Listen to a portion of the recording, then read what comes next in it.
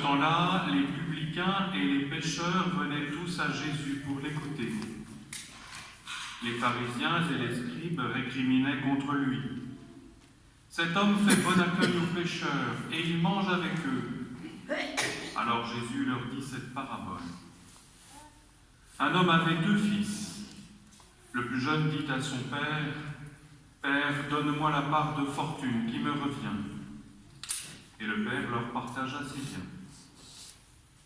Peu de jours après, le plus jeune rassembla tout ce qu'il avait et partit pour un pays lointain où il dilapida sa fortune en menant une vie de désordre.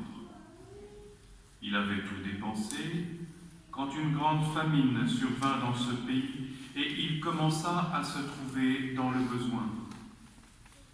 Il alla s'engager auprès d'un habitant de ce pays qui l'envoya dans ses champs garder les porcs. Il aurait bien voulu se remplir le ventre avec les gousses que mangeaient les porcs, mais personne ne lui donnait rien. Alors il rentra en lui-même et se dit « Combien d'ouvriers de mon père ont du pain en abondance, et moi, ici, je meurs de faim. Je me lèverai, j'irai vers mon père, et je lui dirai, Père, j'ai péché contre le ciel et envers toi, je ne suis plus digne d'être appelé ton fils, traite-moi comme l'un de tes ouvriers. » Il se leva et s'en alla vers son père. Comme il était encore loin, son père l'aperçut et fut saisi de compassion.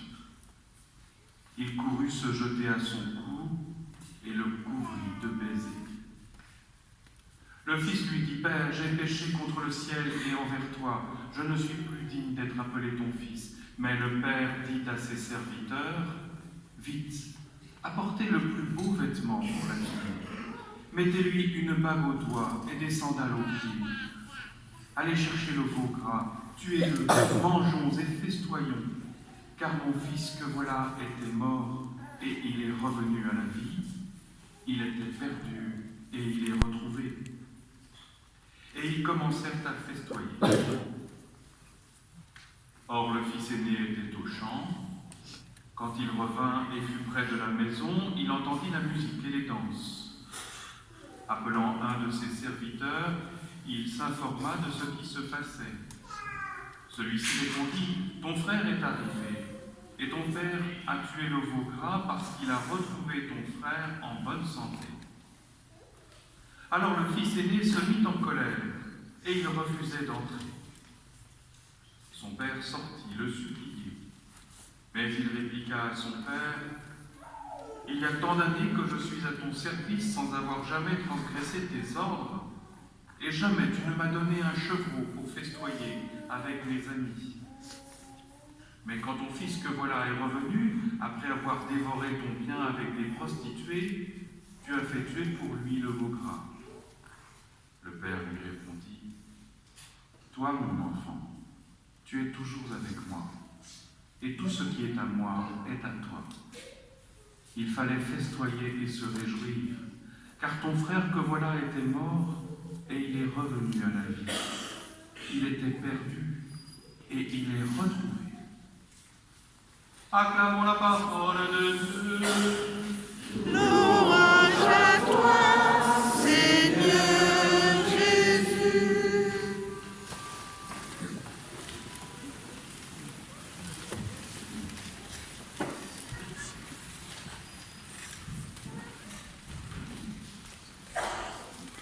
Voilà, c'est l'histoire d'un père, d'un papa qui a 2 fils. Mais moi je crois que ce papa n'a pas seulement 2 fils, il en a 3. 3 fils, il y a un fils un peu caché.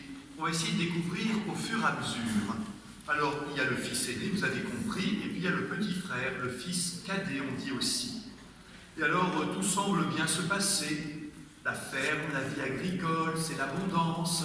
On a lu dans la première lecture que Dieu avait promis cette terre sainte et on a pu enfin s'y installer. On a pu enfin manger le fruit de la terre. Et donc, tout paraît le mieux dans le meilleur des mondes. Mais il y a un problème. Le problème, il est très simple, c'est que ce petit frère, ce fils cadet, s'ennuie à la maison.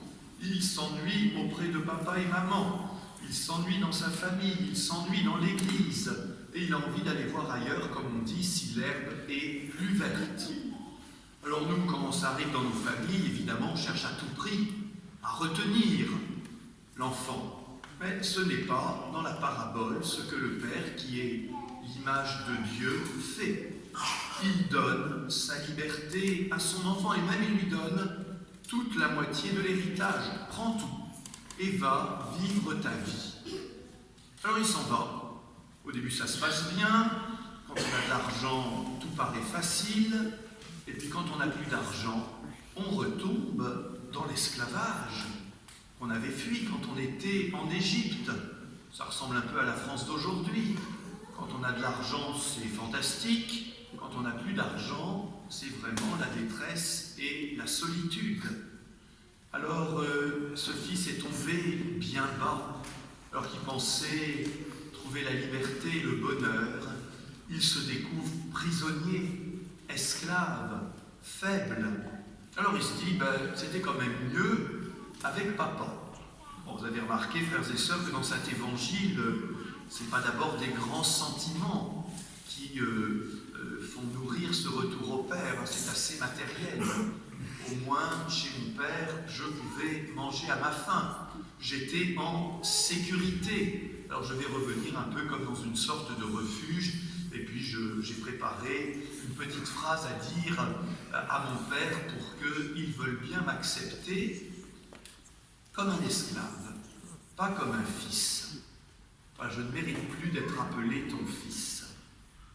Ah là là, qu'est-ce que vous auriez fait à la place du Père au retour de ce fils qui avait dépensé tout l'argent, qui avait fait des grosses bêtises?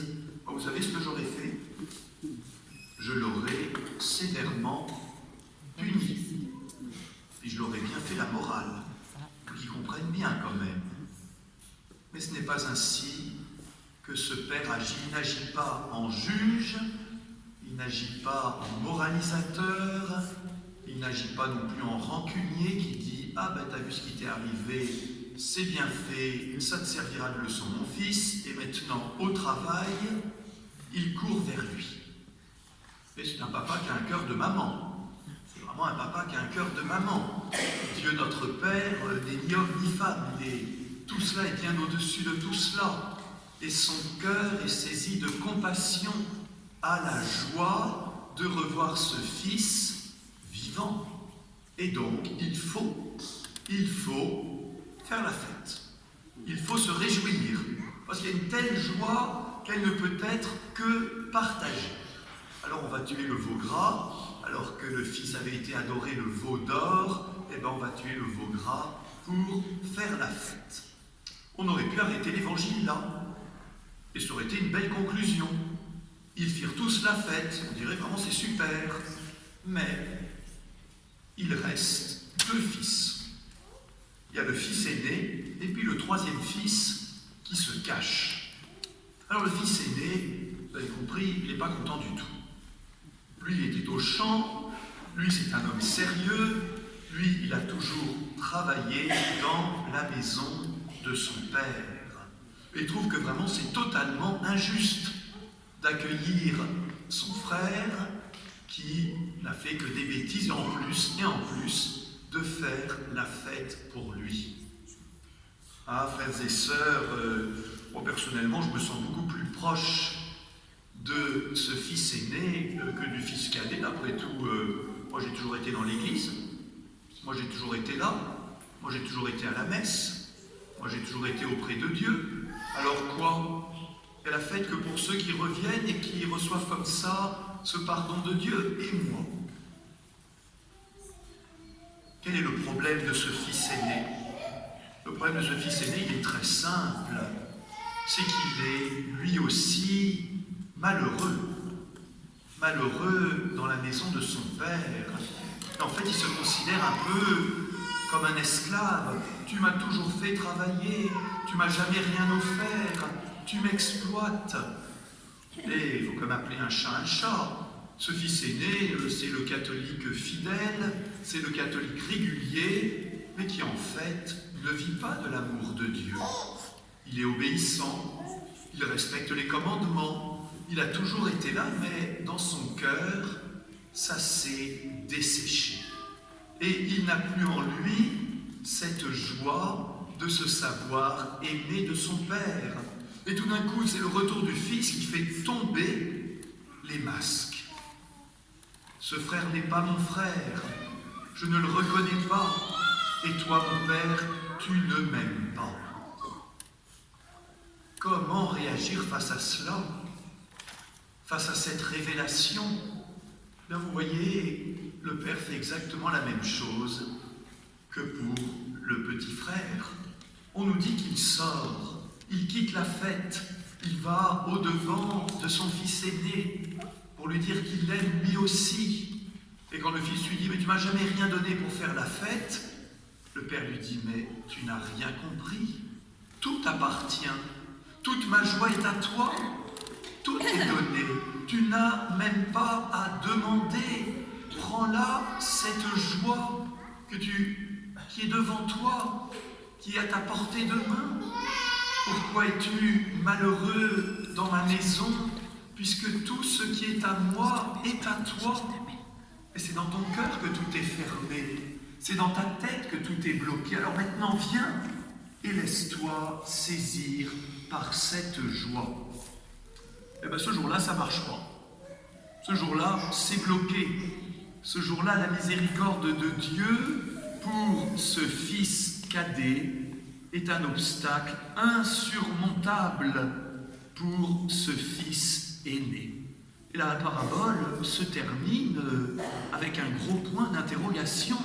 Qu'est-ce qui va se passer? Qu'est-ce qui va permettre que soient réconciliés le grand frère et le petit frère et qu'ensemble, ils puissent être dans la joie?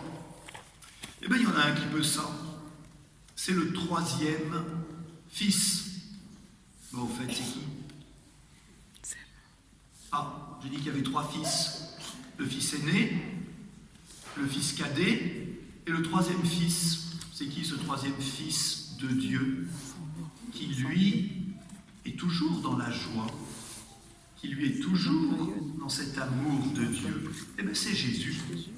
Et Jésus ne se cache pas puisqu'il raconte cette histoire. Et lui, Jésus, il est ce fils toujours heureux, toujours joyeux, qui vit dans cet amour permanent de Dieu et qui voudrait réconcilier.